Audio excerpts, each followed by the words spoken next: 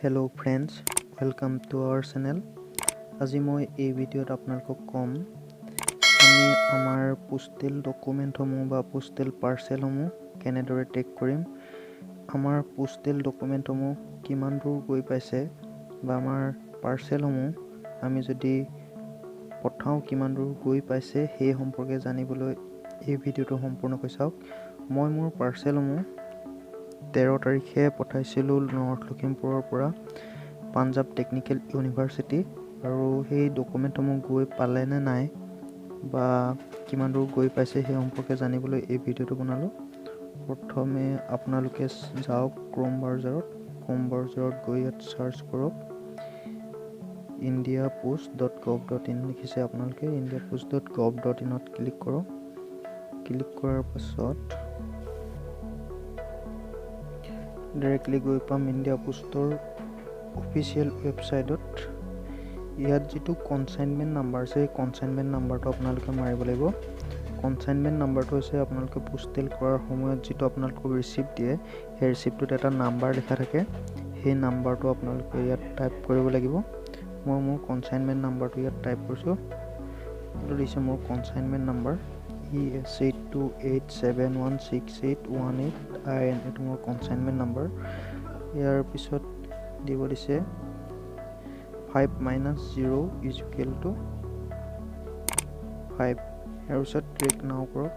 Track নাও কৰিলে আমাৰ ডকুমেণ্টসমূহ কিমান দূৰ গৈ পাইছে বা আমি য'লৈ পঠাইছিলোঁ তাত ৰিচিভ কৰিলে নে সেই সম্পৰ্কে জানিব পাৰিম। ট্ৰেক নাও কৰিছোঁ। ট্ৰেক নাও কৰাৰ পাছত কি আহে চাওঁ। ট্ৰেক নাও কৰিলোঁ।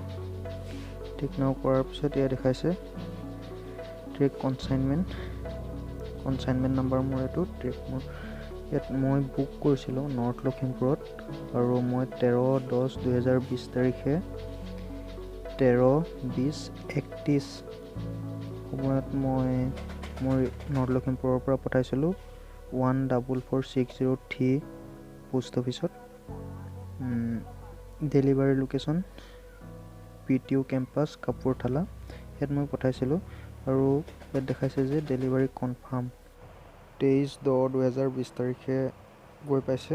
মই স্পীড পোষ্টত পঠাইছিলোঁ, আৰু আপোনালোকে ইয়াত চাব পাৰিব যে আমাৰ ডকুমেণ্টসমূহ কোন তাৰিখে ক'ত গৈ পাইছে বা কিমান সময়ত গৈ পাইছে, কোন পোষ্ট অফিচত ৰিচিভ হৈছে সেই সম্পৰ্কে আপোনালোকে চাব পাৰিব।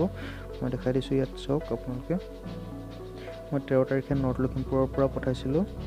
13 তাৰিখে নৰ্থ লখিমপুৰতে আছিলে। আইটেম বেগড হৈছে 13 তাৰিখে, আৰু ইয়াৰ পৰা ডিছপাছ হৈছে 13 তাৰিখে হৈছে। তাৰপিছত 14 তাৰিখে গৈ পাইছে ডিব্ৰুগড়। 14 তাৰিখে ডিব্ৰুগড়, 15 তাৰিখে গৈ পাইছে ডিব্ৰুগড় NSHত।